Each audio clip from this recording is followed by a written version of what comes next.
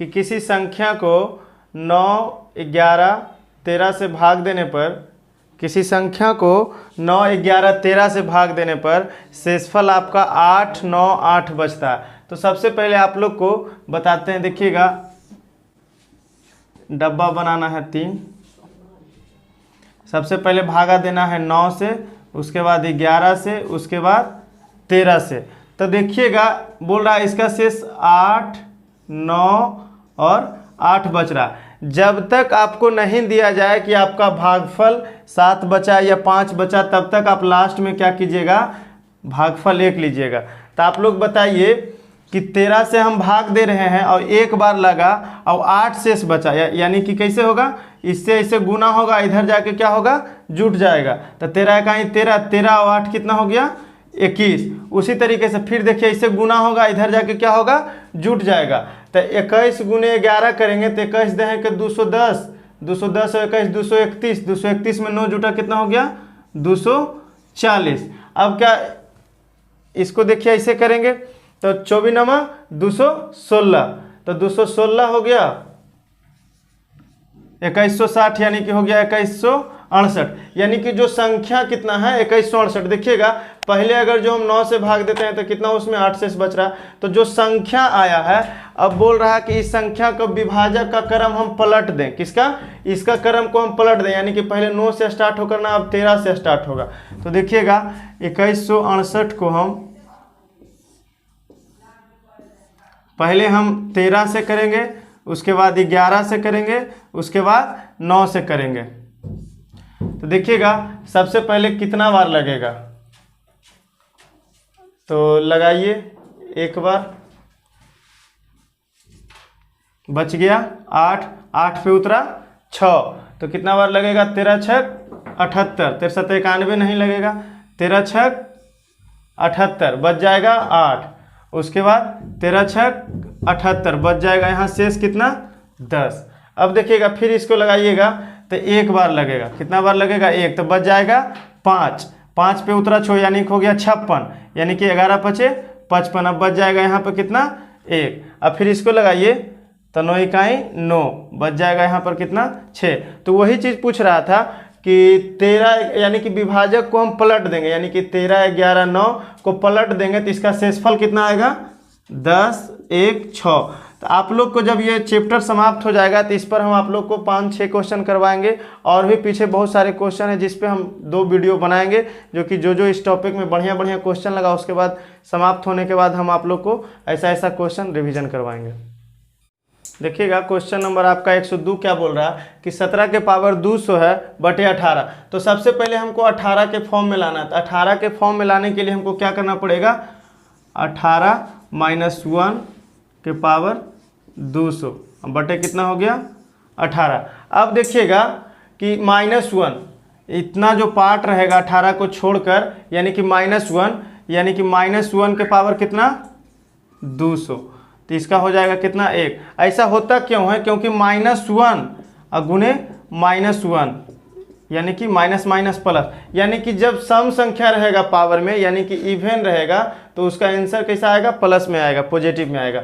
देखिएगा ये वाला 103 क्या बोल रहा है कि नीचे 26 है, तो अब क्या करना पड़ेगा, 26 - 1 के पावर 25 बटा 26। अब देखिएगा -1 यहाँ पे है, -1 के पावर कितना। अब देखिएगा क्या बोले थे कि अगर जो संख्या सम रहेगा यहाँ पर पावर में तो आंसर पॉजिटिव में आएगा। देखिएगा जो -1 आ गया तो माइनस में तो आंसर नहीं आएगा, जब माइनस में आ जाएगा प्लस में आएगा तो वो आपका आंसर हो जाएगा। लेकिन जब माइनस में आएगा तो क्या करेंगे, 26 से इसका टोटल देखिए, यहाँ 26 यहाँ 26, तो -1 में 26 को हम क्या करेंगे, जो आंसर निगेटिव में आएगा उसमें हम जोड़ देंगे, तो जोड़ने के बाद कितना 25, तो यही आपका 25 आपका शेष हो जाएगा। देखिएगा आपका क्वेश्चन क्या बोल रहा है कि अगर जो n में हम 4 से भागा देते हैं तो शेष 3 बचता है, अगर जो हम 2n में 4 से भागा देंगे तो आपका शेष क्या बचेगा। तो इसको ज़्यादा लंबा प्रोसेस में नहीं जाकर सबसे पहले देखिए कि 4 से बड़ा ऐसा क्या है जो शेष 3 बचेगा। तो 7 हमारा ऐसा है कि 7 अगर जो रहे एक बार लगेगा, शेष कितना बच जाएगा 3, यानी कि n का मान हम कितना रखे हैं, सबसे छोटा 7, इससे छोटा नहीं हो सकता। तो अगर जो n का मान 7 रखे हैं तो यहाँ 7 दूनी कितना हो जाएगा 14। अब देखिए 4 में भागा देंगे 3 बार लगेगा 12, यानी कि शेष कितना बचेगा 2। यही हो जाएगा आपका आंसर।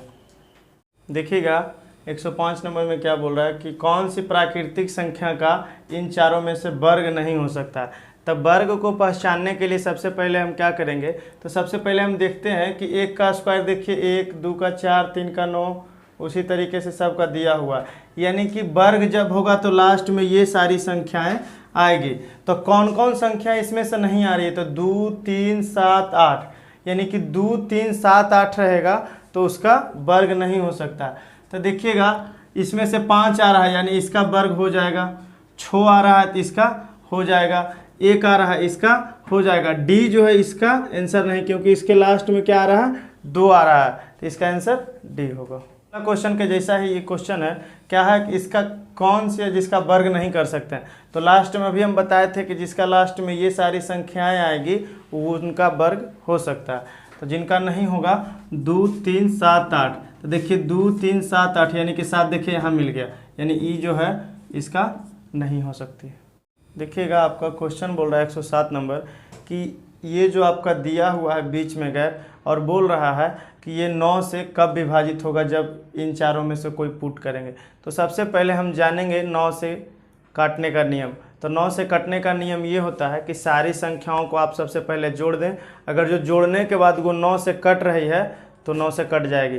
3 का भी यही होता है, सारी संख्या को जोड़कर अगर जो 3 से कट रही है तो वो संख्या 3 से कट जाएगी। तो सबसे पहले हम इसको जोड़ते हैं। 7 अच्छो 13, 13 3 16, 16 5 21, 21 और 1 22। अब देखिए 22 में अगर जो हम 7 जोड़ते हैं तो 22 और 7 29, यानी कि नहीं 9 से कट रहा। 9 जोड़ रहे हैं तो 31 नहीं कट रहा। 22 5 27, यानी कि 5 जोड़ देंगे तो 22 5 27, यानी देखिए फिर 2 अंक का हो गया। इसको भी ऐसे कर सकते हैं, 7 और 2 9, यानी कि 9 आ गया, यानी कि यहाँ पर कितना डलाएगा 5। देखिएगा क्वेश्चन नंबर आपका 108 बोल रहा है कि 1515 3737 दिया हुआ है, मतलब कि ये आपका एग्जाम्पल दिया। मान लीजिए इसी तरीके से रहता 51 51, उसी तरीके से आपका रहेगा 46 46, यानी कि 101 से कटने का नियम होता है कि अगर जो 2 अंक यानी कि 27 लिए हैं तो 27 27 2 बार लेंगे तो 101 से क्या होगा कट जाएगा। तो 101 का विभाज्यता का नियम क्या हुआ कि अगर जो डिजिट 2 बार लिखा जाए, जो डिजिट है जैसे मान लीजिए 20, तो 20 20 2 बार लिखा गया तो ये किससे कट जाएगा 101 से कट जाएगा। देखिएगा इसमें बोल रहा है कि इन सबको जोड़ने पर 1114 आना चाहिए, जिसमें सबसे पहले देखिएगा यहाँ पे P है, यहाँ पर Q है। Q हम बड़ी दे दिए हैं, देखिएगा छोटी होगा यहाँ पर। तो Q का अधिकतम मान क्या हो सकता है, तो सबसे पहले हम देखेंगे अगर जो मान लीजिए कि 517 है तो ये 500 प्लस 10 प्लस 7 होता है, तो उसी तरीके से लिख सकते हैं 500 प्लस 10P प्लस 9 327, उसी तरीके से 200 जोड़ 10Q प्लस 8 बराबर 1114। अब देखिएगा 500 और 2 700, 7 और 3 1000, 1027 हो गया। 1027 में 9 जोड़े तो 1036, 1036 में 8 जोड़े 1044, तो 10P प्लस 10Q बराबर, इधर वाला जोड़ के आया था 1044, उधर जाके क्या हो जाएगा घट जाएगा।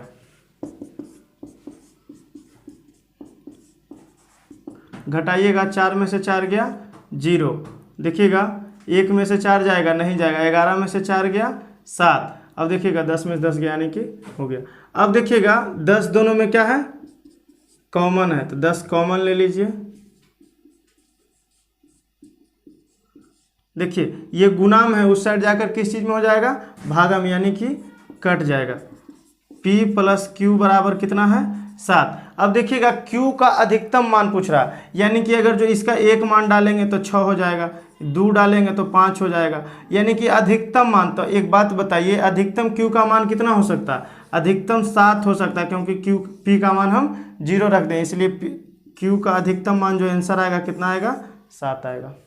देखिएगा क्वेश्चन नंबर आपका 110 बोल रहा है कि इस संख्या को हम अगर जो 4 से भाग देते हैं तो कितना जोड़ेंगे तो पूरी पूरी तरीक़ा से कट जाएगा। तो सबसे पहले हम 4 का विभाज्यता का नियम जानते हैं। 4 का विभाज्यता का नियम होता है कि लास्ट का दो डिजिट जो रहेगा, लास्ट का 2 अंक जो रहेगा, अगर जो वो 4 से कट रहा है तो पूरी संख्या क्या होगा, कट जाएगा। तो इसको हम पूरे में भागा नहीं देकर क्या करेंगे, लास्ट का 2 डिजिट में भागा देकर देखेंगे।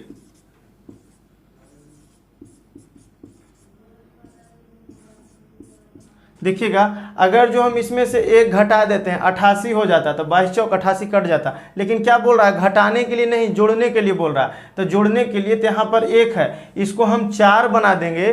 तो 1 में कितना जोड़ें तो 4 बन जाएगा, यानी कि 3 इसमें जोड़ दें। कितना जोड़ें, 3, तब 4 बन जाएगा। तब देखिए एक बार में कट जाएगा, तो यानी कितना इसमें जोड़ना पड़ेगा, 3। यही आपका आंसर हो गया।